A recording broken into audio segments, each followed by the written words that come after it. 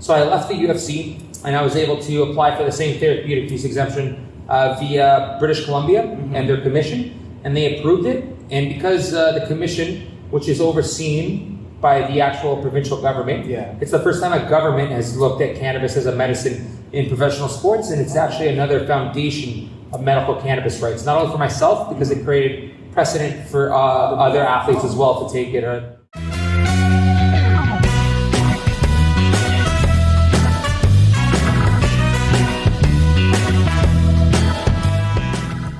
I'm Elias Theodorou, and welcome to the Ganjha Show.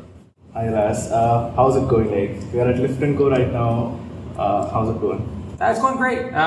Just finished a athletes panel that I was doing. It was great to talk and excited to be here. After the last 2 years, give or take of all of COVID, it's always good to see people now. So really excited for that, and talking all things cannabis. Yeah, I was just reading, and then I saw that you got your exemption for using cannabis as an athlete around Jan of 2020. It was just before the pandemic.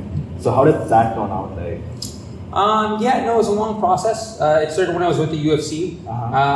I applied for what's called a therapeutic use exemption. Cannabis is essentially considered a prohibited substance. Athletes aren't allowed to take it. So I, along with my doctors, argued that cannabis was a better option than first-line medicines like opioids, painkillers, antidepressants, and it was a process to basically do that. When I was with the UFC, because that's who I fought for about 6 years, it was an uphill battle because, again, USADA was recruited from the UFC. Both of them are United States companies, and cannabis still has a ban in the US. It's scheduled as a Schedule 1 drug in the US. So it's looked at without any actual medical properties. So that was the uphill battle in that capacity. So I left the UFC and I was able to apply for the same therapeutic use exemption via British Columbia and their commission, and they approved it. And because the commission, which is overseen by the actual provincial government, it's the first time a government has looked at cannabis as a medicine in professional sports, and it's actually another foundation of medical cannabis rights, not only for myself, because it created precedent for other athletes as well to take it, and both in MMA and boxing, professional and amateur. So when I was able to get my medicine recognized, I was able to compete and win with cannabis. More broadly speaking, even though my therapeutic use exemption kind of happened just before the pandemic, the way it kind of worked out because of COVID slowing everything down, I ended up validating it March of last year, March 2021, and I was able to put together my own event where I was the fighter and promoter. We made it age-gated, and it was completely funded by cannabis, psychedelics, and gambling. My 3 favorite things. Was it here in Canada? Or? It was in British Columbia, and then I was able to take that same precedent and then go to the US before the end of the year and actually validate my therapeutic use exemption in the US in Colorado, where I became the first cannabis athlete in the US as well. And again, that one was age-gated, 21 plus, and completely funded by cannabis and psychedelics and gambling. That's amazing. I mean, how does it feel to be that only person? I know it's a celebrity status, it's come with everything, but do you see it as a responsibility to promote good use and safe use of cannabis too? Yeah, that's why I'm an athlete and a patient, so I medicate with cannabis the healthiest way possible. This is the Mighty, so this is my vaporizer. It has the dose in there, a little capsule, right there, boom. So that's 0.5. That's 0.5. So I'm talking to the mic of cannabis. And what that means is I can actually, register and rather calculate my actual intake. So I know my dose throughout the day, and it's just again a way for me to advocate and educate with cannabis, both as a patient and an athlete. This is the first. This company, Stores and Pickle, is the first Health Canada approved vaporizer in the world. And again, it's the healthiest way to medicate with cannabis. There's no smoke whatsoever. I don't smoke joints personally. I only vape like a professional and like an athlete. What's it called? So again, the way I advocate is trying to do it the healthiest and best way possible. But that's also the fact that cannabis is a much healthier and beneficial option for pain management to my condition, which is bilateral neuropathy, essentially nerve damage of my upper extremities. So that's the way I kind of educate. During your fighting years, or like during fighting, or was it something else? Well, it actually started funny. You'd say in a previous life, I used to be a semi-pro skateboarder. I used to jump off of really tall buildings before I realized I was terrified of heights.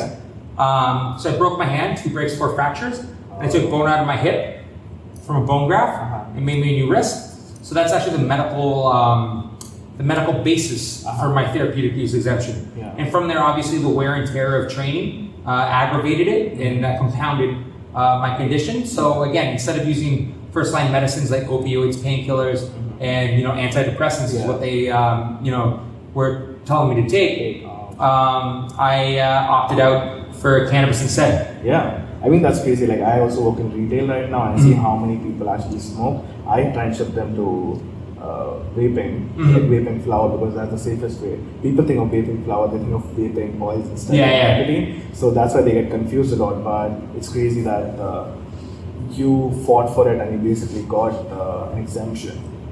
Was that like I know in British Columbia when you got it, it was already federally legal here, but how taking it to US, Colorado is like a big state where I think mushrooms are also legalized. Yeah. So was it like a big hurdle in taking that in Colorado, or was it? They were very open. They were very open to the process. Again, once I got the approval in British Columbia, I think in the same thing, Colorado, I applied for one in California as well. And with that one, they just seemed like they didn't want to be the first. So Colorado, they were thankfully an adult about the situation and looked at it not about the broader implications, but rather me as a patient and athlete. And they approved my therapeutic use exemption. So again, I'm very thankful for the Athletic Commission in British Columbia and Colorado for recognizing my medicine for what it is. Just that. It's like a politically motivated in the US. It's like a divisive thing, so probably they wouldn't want to create any problems. But I obviously like how you appreciate Colorado. It was amazing. Do you have any plans on going on Joe Rogan podcast, looking from your UFC background with cannabis? Always open to it. Again, he's a steward of both combat sports and cannabis for many years. I definitely always open to it. He's a great guy. I chat with him all the time. We follow each other, so I chat with him every once in a while. What's called on social media and this, that, and the other. Maybe sometime in the future. Amazing. What would you say there's something missing in terms of? I was just talking to a clinical pharmacist before you, and she was saying like because of this whole recreational push, medical has taken a backseat in terms of Health Canada, even in terms of people's mind. Do you think there's more push to be taken for sports and athletes for consuming cannabis? Definitely. I think athletes in many ways, they are the influencers. They very much are, for better or worse, I would say in the cannabis space, better. They are looked at as someone to follow. Obviously, cannabis is a adult, product, both in regards to, the use, the culture, this, that, and the other. So, I think it's just, again, removing those stigmas and having athletes who do use cannabis actually being public about it. There are a lot of them that don't because of the fear of the stigma, any of their other sponsors that might not approve of it. But again, it's removing that label and that stigma, and I'm happy to be a part of it any way, shape I can. Did you hear about that athlete back in the US who got detained in Russia? So I mean, those kind of problems would basically, as an athlete, you think it's if you're actively fighting in Russia or like any other country like that, would it be okay for you to take it out? Now you can't, obviously, but those things are the hurdles that you want to know. So again, once you get the first one to agree, it becomes a little bit easier. So obviously with British Columbia, then Colorado, there's different states that I'm talking to again knock down that barrier, knock out prohibition in athletics. And I also have something I'm looking to do in regards to another athletic venture that will have implications in the Olympics, and then the Olympics will mean it's worldwide. So again, it's not only about me; it's also setting precedent for other athletes, so that they don't have to do the trials and tribulations that I did. Like Olympics was a huge deal for Canadians specifically because I don't remember the name of the athlete. Ross Regularity. Yeah. So the key difference with that is this was retroactively. So that happened in 91 or 93. I can't remember, somewhere in the 90s in Nagano. So Japan has even a harder stance in some ways than the US. So they weren't supposed to test their cannabis at all. But because they did, and it became that international thing, he got off on a technicality. Yeah. So his was that, oops, we shouldn't have tested you for cannabis. Okay. Where mine, the difference is, we are going to test you, but you're allowed to. Just getting into technicalities in general, are you allowed to like smoke before fights, or is it allowed to? No, I don't really medicate 24 hours beforehand. It's the lead up to, right? The issue is, and that's part of what I fought on, is the testing. Yeah. So whether you're a 110-pound woman or a 250-pound man, you're tested the same way. Yeah. But cannabis is tested through the fat solubles. Mm-hmm. So if you're a woman or you're a bit heavier in the weight classes, it'll stay in your system longer. I know an athlete, a fighter, who he's a big dude. He cuts down to like 265. You know what I mean? Like, so he's like 280 normally. And what ends up happening is he had it in his system. He won the fight, had it in his system, got suspended, fined. It was for a title. He got his title removed. He lost half of his paycheck, and he got suspended for, I think it was 6 or 9 months. Yeah. And that was because he apologized and said sorry. It would have been like 2 years if he didn't, right? Like if he didn't accept responsibility, if you will, he would have gotten longer. The other situation that I always say, Nick Diaz and Anderson Silva, they both fought, and when they fought, they both got tested for prohibited substances. Yeah. Diaz had cannabis in the system. But he smokes during his conferences and stuff already, right? Sure. But the point being, he got busted for cannabis in the system. Anderson got busted for actual prohibited substances, like steroids and anti-anxiety medicine. Diaz got 5 years. He got 18 months. What? Yeah. So again, it's the stigma. Yeah. It's the stigma of cannabis being this big, bad, scary thing. And again, you can link it to the industrial, jail system in the States, racism. It all came down to, a guy that owned all the cotton mills and the newspapers at the time, William Randall Hearst, who put propaganda in the newspapers at the time to make it a big, scary thing. And then you fast track a little bit further with Nixon, with the war on drugs. You couldn't put people in jail for protesting the Vietnam War. But if you happen to have a little bit of cannabis on your system, it can throw you in jail. And then because it's a federal crime, you can't vote anymore. Yeah. So then we take away your voice twice. So what's it called? Again, cannabis is this big scary thing where, decades and decades behind of research that we could have done in the medical field. Like you mentioned, the medical system, Health Canada may feel that they've kind of taken second fiddle now that recreational is there. But Health Canada, again, it's a huge component. But the aspect of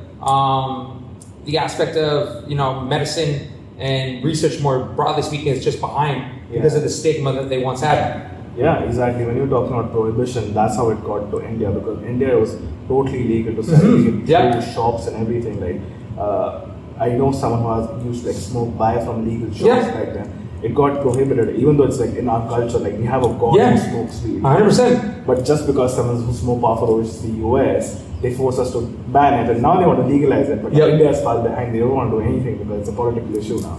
Yeah, so, it's something that developed countries kind of do almost all the time, where they want to control everything, and now a good plant medicine which grows in India all over. You go to Himalayas, on the north, basically on all mountains. That's how people make money. They make hash with their hands. That's how they make money. So it's all natural. They're not growing it. It's there already. So. Exactly. Well, no, it's funny again because of the stigma and the actual racism actually happened from a doctor that went to India and noticed it that it was a medicine and brought it back. And they again, a lot of the stigma originally came from the racism towards people of India, and then they switched it after the Spanish War. So then it became towards Mexicans. So again, it's this outdated stigma. It's this racial component where again it was something of the other. It was an other, and it's just this outdated mindset that people like myself and others that are just determined to knock down the barriers. Yeah. Well, thank you so much, Elias. You're doing a great job promoting safe access and use of cannabis. Obviously, congratulations that you got the therapeutic Thank you so much. exemptions. And yeah, it was great chatting with you. Pleasure's all mine.